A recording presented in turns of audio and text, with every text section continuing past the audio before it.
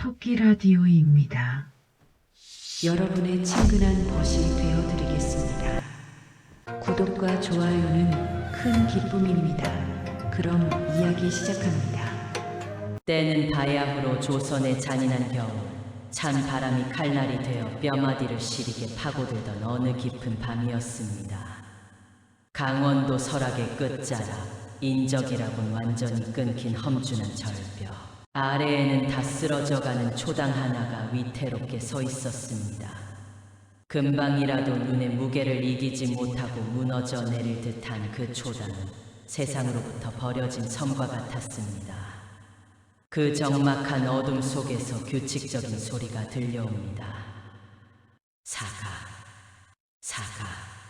일정하게 들려오는 그 소리는 기이하게도 보는 이의 가슴을 서늘하게 만듭니다. 앞을 전혀 보지 못하는 노인 석봉이 날카로운 작두로 약초를 다듬는 소리였습니다. 그는 불도 켜지 않은 채 오직 손끝의 감각과 공기의 흐름만으로 약초의 줄기를 짚어내고 있었습니다. 마을 사람들은 그를 그저 미친 노인 혹은 기구한 운명의 청맹관이라 불렀지만 그 누구도 이 노인의 진짜 정체를 알지 못했습니다. 석봉은 본래 왕의 그림자라 불리던 조선 최고의 호위 무사였습니다. 그의 검술은 바람을 가르고 소리를 베어낸다는 찬사를 받았으나 그 천재적인 능력은 도리어 독이 되었습니다. 권력에 미친 간신들의 관계에 휘말려 정인과 동료들을 한나란시에 잃고 자신의 두 눈마저 쇠꼬챙이에 찔려 잃은 채 이곳 산골로 숨어든 것이 벌써 십수년 전의 일입니다. 눈을 잃으니 비로소 세상의 거짓이 들리지 않는구나. 노인은 매일 밤 사풍 소리를 벗삼아 가슴 속에 맺힌 피멍울을 달랬습니다. 그의 곁에는 오직 낡은 지팡이 하나만이 놓여 있었습니다. 하지만 그 지팡이는 단순한 버팀목이 아니었습니다. 십수년간 단 한 번도 뽑히지 않은 오늘. 석봉은 오늘 보이지 않는 눈 대신 그의 귀는 수리 박짐승의 맥박 소리까지 읽어낼 만큼 예민해져 있었습니다. 산 아래에서부터 들려오는 기이한 소리. 그것은 바람 소리가 아니었습니다. 누군가 죽음을 목전에 둔 채 필사적으로 눈밭을 기어오르는 인간의 처절한 발버둥이었습니다. 업보인가 아니면 새로운 재앙인가. 노인은 약초를 썰던 작두를 멈추었습니다. 십수년간 고요하기만 했던 그의 은신처에 운명의 거대한 수레바퀴가 다시 구르는 소리가 들리기 시작했습니다. 차가운 얼음 산하에 감춰져 있던 고독이 깨지는 순간이었습니다. 노인 석봉이 작두질을 멈춘 그 순간 초당 밖의 정막은 이미 깨져 있었습니다. 배부 깊숙한 곳에서 끓어오르는 단발마의 숨소리가 문틈을 타고 방 안으로 흘러들었습니다. 그것은 삶에 대한 미련보다 죽음에 대한 공포가 앞선 이의 절규와도 같았지요. 석봉은 보이지 않는 눈 대신 온몸에 신경을 세웠습니다. 바스락거리는 눈 밟는 소리 뒤로 차가운 쇠붙이가 부딪히는 소리가 아주 미세하게 섞여 있었기 때문입니다. 석봉이 무거운 몸을 일으켜 낡은 툇마루로 나섰습니다. 문을 여는 순간 시린 칼바람과 함께 비릿한 피 냄새가 노인의 코끝을 강하게 찔렀습니다. 산 사람의 코는 속일 수 없는 법이지요. 이 냄새는 단순한 짐승의 피가 아니구나. 석봉은 발치에서 느껴지는 묵직한 기운에 고개를 숙였습니다. 그곳에는 떼자국이 가득한 분홍 치마를 입은 어린 소녀 막내가 쓰러져 있었습니다. 아이의 몰골은 참혹하기 그지없었습니다. 비단 옷은 갈갈이 찢겨 누더기가 되었고 맨발은 동상에 걸려 검푸르게 죽어 있었습니다. 하지만 더 놀라운 것은 아이가 품에 안고 있는 물건이었습니다. 아이는 의식을 잃어가는 와중에도 금색 비단으로 꼼꼼하게 쌓인 작은 상자를 결코 놓지 않았습니다. 손톱이 빠지고 손가락 마디마디가 얼어붙어 굳어버렸음에도 상자를 쥔 그 손은 마치 자신의 영혼을 붙들고 있는 듯 했습니다. 할아버님 제발 이것만큼은. 막내는 석봉이 옷자락을 붙잡으며 힘겹게 쇳소리를 냈습니다. 아이의 눈동자에는 죽음보다 더한 공포가 서려 있었습니다. 석봉은 그 아이의 손을 느끼는 순간 심장이 내려앉는 기분을 느꼈습니다. 그 아이의 손에서 느껴지는 맥박은 과거, 자신이 목숨을 걸고 지켰던 죽음과 동료들의 마지막 생명줄과 너무도 닮아 있었기 때문입니다. 하지만 감상에 젖을 시간은 없었습니다. 저기다, 저기 불빛이 보인다. 산 아래에서 들려오는 거친 사내들의 고함이 산울림을 타고 올라왔습니다. 수십 개의 횃불이 마치 어둠 속의 늑대 눈처럼 번뜩이며 초당을 향해 좁혀오고 있었습니다. 그들은 관군이 아니었습니다. 소리 없이 눈 위를 지치듯 달리는 발걸음, 그리고 공기를 가르는 서늘한 살기. 그것은 조선에서 가장 잔혹하기로 소문난 비밀 살수 집단, 흑풍단의 발소리였습니다. 석봉은 본능적으로 깨달았습니다. 저들이 찾는 것이 바로 이 아이며, 아이가 품은 저 금색 상자가 세상을 피로 물들일 거대한 도화선이라는 것을요. 이보시오, 노인장. 거기 누군가 있는가? 쓸데없는 참견 말고 그 아이를 내놓으시오. 자객 수령의 목소리가 숲을. 석봉은 잠시 멈춰 섰습니다. 이 아이를 내주면 지난 10수년간 지켜온 자신의 평온은 유지될 것입니다. 다시 약초를 썰고 눈먼 노인으로 천수를 누리다 죽을 수 있겠지요. 하지만 석봉의 가슴 속 깊은 곳, 차갑게 식어있던 검객의 혼이 요동치기 시작했습니다. 무고한 아이의 피가 자신의 문턱을 적시게 둘 수는 없었습니다. 내 집 문턱을 넘는 자는 살아서 돌아가지 못할 것이다. 석봉은 낮게 읊조리며 아이를 번쩍 안아들었습니다. 그리고 방 안쪽 어둠 속에 숨겨진 비밀 지하실의 입구를 열었습니다. 아이를 안전하게 눕힌 석봉은 다시 툇마루로 나와 낡은 나무 지팡이를 짚었습니다. 눈먼 노인의 등 뒤로 달빛이 비치자 구부정했던 그의 그림자가 거대한 거인의 형상으로 눈밭 위에 길게 늘어났습니다. 이제 도망칠 곳은 없습니다. 얼어붙은 산하 위에 붉은 피의 꽃이 피어날 차례였습니다. 자객들의 추적을 일시적으로 따돌린 후 초당 안에는 기묘한 정적이 감돌았습니다. 석봉은 보이지 않는 눈으로 정성껏 약초를 다려 막내의 입가에 흘려 넣었습니다. 며칠간의 사경을 헤맨 끝에 마침내 막내가 거칠게 기침을 하며 눈을 떴습니다. 낯선 천장과 코끝을 찌르는 쌉싸름한 약초 향기, 그리고 그 옆에서 묵묵히 화로를 지키고 있는 한 못 보는 노인.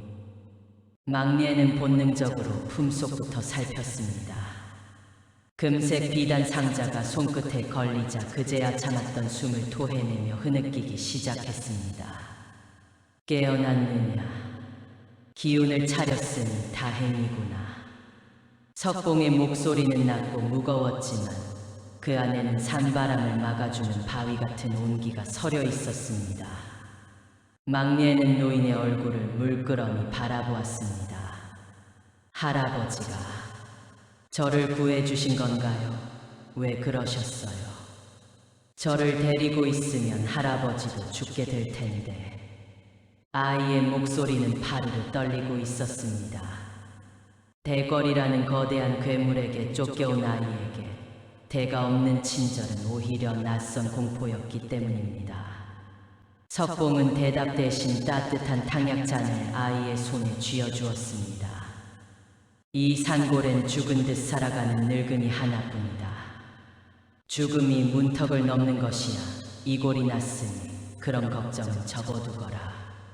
그날 이후 두 사람의 기묘한 동거가 시작되었습니다. 막내는 몸이 회복되자마자 석봉의 손과 발이 되어 주었습니다.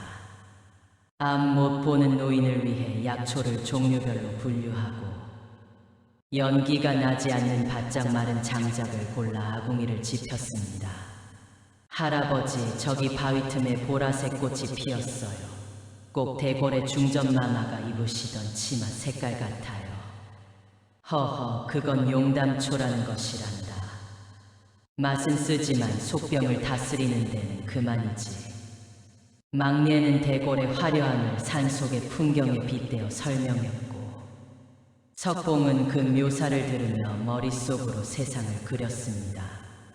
아이의 맑은 목소리는 석봉의 얼어붙은 가슴을 녹이는 봄볕과도 같았습니다. 석봉 역시 아이에게 산짐승의 발소리를 구분하는 법, 바람의 냄새로 비를 예측하는 법을 가르쳐주며 서서히 마음의 빗장을 열었습니다. 그러던 어느 깊은 밤, 밖에는 여전히 sak풍이 몰아치고 있었습니다. 막내는 결심한 듯 머리맡에 숨겨두었던 금색 비단 상자를 꺼냈습니다.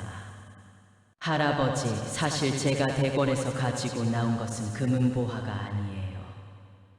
이건 수많은 사람의 목숨값이에요. 막내의 목소리가 떨리며 상자가 열렸습니다. 그 안에는 누렇게 빛바랜 서신 한 통과 옥새의 인형이 선명하게 찍힌 밀지가 들어있었습니다. 할아버지는 눈이 보이지 않으시니 제가 읽어드릴게요. 막내는 나직한 목소리로 그 비밀을 읊기 시작했습니다. 그것은 병석에 누운 임금의 유서를 조작하여 나라의 뿌리를 뒤흔들려는 간신들의 음모가 고스란히 적힌 진짜 유서였습니다. 대궐의 권력자들은 이 작은 종이 한 장을 없애기 위해 아이의 온 가족을 죽이고 어린 상궁인 막내를 짐승처럼 쫓았던 것입니다. 글자를 한자 한자 듣던 석봉의 얼굴이 딱딱하게 굳어갔습니다. 그 서신 속에 적힌 이름들, 막내를 죽이려 하는 그 자들의 이름은 바로 십수년 전 석봉의 눈을 멀게 하고 호위무사 동료들을 무참히 베어넘겼던 그 간신들의 이름과 일치했습니다. 결국 세상은 하나도 변하지 않았구나. 여전히 탐욕스러운 자들이 의로운 피를 요구하고 있어. 석봉의 손이 옆에 놓인 지팡이를 꽉 쥐었습니다.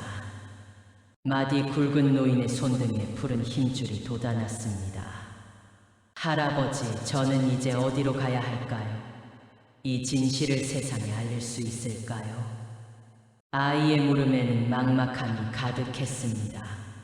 석봉은 잠든 아이의 머리를 쓰다듬으며 마음속으로 다짐했습니다. 그동안 자신은 눈을 잃은 뒤 세상으로부터 도망쳐왔지만 이 아이는 그 가혹한 운명 속에서도 진실을 지키기 위해 여기까지 달려왔습니다. 걱정하지 말거라. 이제 너는 혼자가 아니다. 석봉은 보이지 않는 눈으로 창밖의 어둠을 쏘아보았습니다. 아이가 가져온 것은 단순한 비밀이 아니었습니다.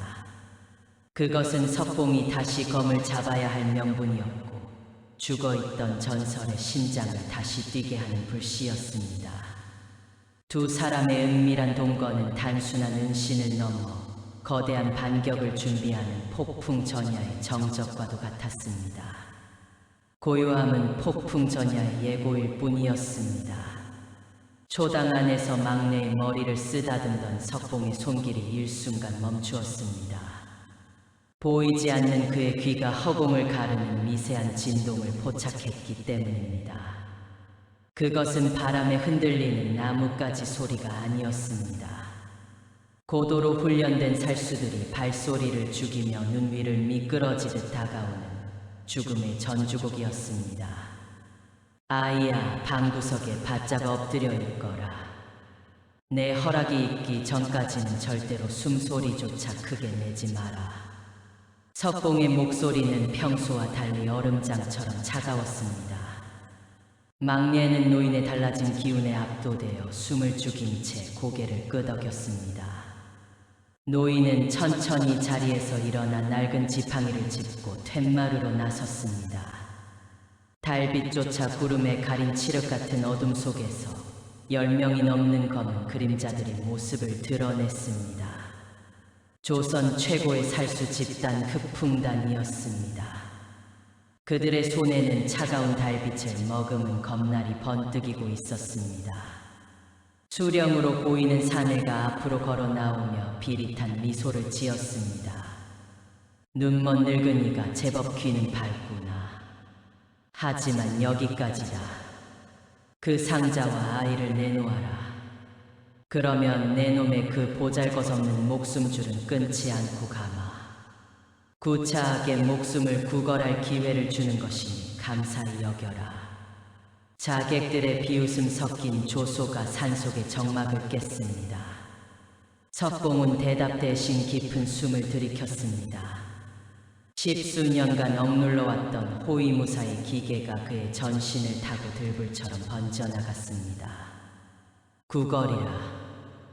나는 평생 누구에게도 목숨을 구걸해 본 적이 없다. 다만 오늘 너희가 내 문턱을 넘으려 한 대간은 너희의 목숨으로 치러야 할 것이다. 그 순간이었습니다. 석봉이 짚고 있던 낡은 나무 지팡이가 콰직 소리를 내며 갈라지기 시작했습니다. 지팡이의 겉껍질이 부서져 나가자 그 안에서 시퍼런 서기를 내뿜는 보검의 실체가 드러났습니다. 과거 임금이 친히 하사했던 호위무사의 상징 비룡검이었습니다. 십수년 만에 세상의 빛을 본 검날이 밤 공기를 가르며 웅웅거리는 울음소리를 냈습니다. 죽어라 이 노친네야. 자객 셋이 동시에 공중을 날아 석봉의 머리와 허리를 향해 칼을 휘둘렀습니다. 하지만 석봉의 몸은 이미 그 자리에 없었습니다. 눈이 보이지 않는 노인은 오직 공기의 흐름과 살수들의 살기 어린 심장, 박동 소리로 그들의 위치를 읽어내고 있었습니다. 채채, 날카로운 금소금이 산맥을 울렸습니다. 석봉의 검이 보이지 않는 궤적을 그리며 허공을 갈랐습니다. 비명조차 지를 틈이 없었습니다. 달려들던 자객 셋은 목덜미에서 솟구치는 핏줄기와 함께 눈바 뒤로 고꾸라졌습니다. 무슨 눈먼 늙은이가 어떻게 수령의 눈이 경악으로 물들었습니다. 석봉은 이제 더 이상 눈먼 노인이 아니었습니다. 그는 어둠 속에서 더 강해지는 밤의 지배자였습니다. 자객들이 사방에서 포위망을 좁혀오며 검을 내질렀지만 석봉은 종이 한 장 차이로 그 공격들을 피하며 역습을 가했습니다. 그의 검술은 정교했고 무자비했습니다. 발소리가 들리는 곳에는 어김없이 석봉의 칼끝이 닿았고 자객들이 검을 휘두르는 궤적을 미리 읽은 듯 그의 검은 늘 한 발 앞서 적의 급소를 찔렀습니다. 내 눈이 사방에서 자객들의 비명과 신음이 터져 나왔습니다. 10명이 넘던 살수들은 불과 몇 번의 호흡 사이에 반으로 줄어들었습니다. 눈앞에서 벌어지는 믿기지 않는 광경에 자객 수령은 이성을 잃고 달려들었습니다. 이놈, 정체가 무엇이냐? 석봉은 수령의 검을 가볍게 받아낸 뒤 그의 귓가에 낮게 속삭였습니다. 내 정체는 이미 십수년 전 너희 주인이 뺏어간 이름이다. 전설은 죽지 않고 다만 잠들어 있었을 뿐이지. 석봉의 검이 수령의 가슴팍을 사선으로 베어 넘겼습니다. 지독한 파공음과 함께 수령의 신형이 뒤로 날아갔습니다. 모든 소란이 멎었습니다. 눈 위에는 붉은 꽃들이 가득 피어 있었습니다. 석봉은 검에 묻은 핏방울을 가볍게 털어내고 다시 아이가 기다리는 방으로 향했습니다. 그의 발걸음은 더 이상 지팡이에 의지하던 노인의 그것이 아니었습니다. 문을 열자 겁에 질려 떨고 있던 막내가 석봉을 보며 달려와 안겼습니다. 할아버지, 괜찮으신 거예요? 석봉은 피 냄새를 가리기 위해 아이를 꼭 껴안았습니다. 그래, 다 끝났다. 이제 더 이상 숨지 않아도 된다. 눈먼 전설이 다시 눈을 뜬 밤, 세상의 어둠을 몰아낼 위대한 반격이 시작되고 있었습니다.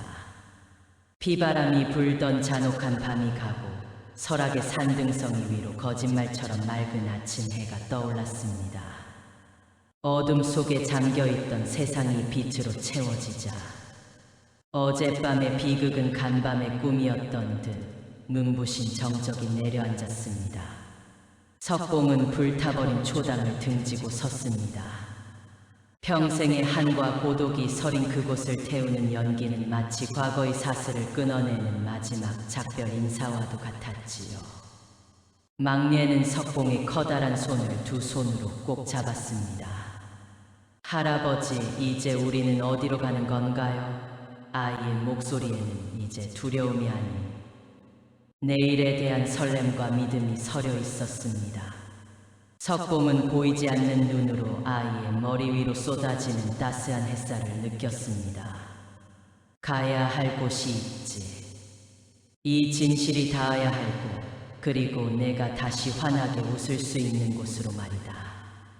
두 사람이 산을 내려가는 길목마다 얼어붙었던 계곡물이 녹아 흐르는 소리가 들려왔습니다. 졸졸졸 흐르는 물소리는 마치 새로운 시작을 축복하는 노래 같았지요.